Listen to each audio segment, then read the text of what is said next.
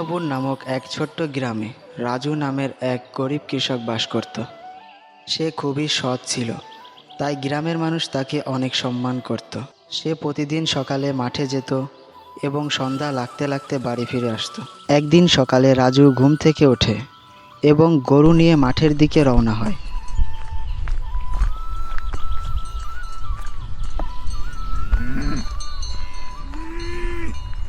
রাজু লাঙল দিয়ে তার জমি চাষ করছিল। হঠাৎ লাঙলটি একটি ভারী বস্তুর সাথে আটকে যায়। তারপর রাজু বস্তুটিকে উঠায় এবং তা দেখে সে অবাক হয়ে যায়। সোনা দেখে রাজুর লোভ হয়েছিল ঠিকই, কিন্তু তার সৎ মন বলল, এটা যদি জমির মালিকের হয়ে থাকে, আমি কি এটা নিজের করে নিতে পারি? তারপর রাজু গ্রামের বয়স্ক লোকেদের বাড়িতে যায় এবং বলে, আচ্ছা চাচা, আমি যে এই জমিতে চাষ করি, এই জমিটা আগে কার ছিল? আমি তো জানি না বাবা। তারপর রাজু এভাবে অনেকের কাছে গিয়ে এ ব্যাপারে শুনতে থাকে এবং অবশেষে সে তার জমির মালিকের ঠিকানা পেয়ে যায়। তারপর সে জমির মালিকের বাড়িতে চলে যায়।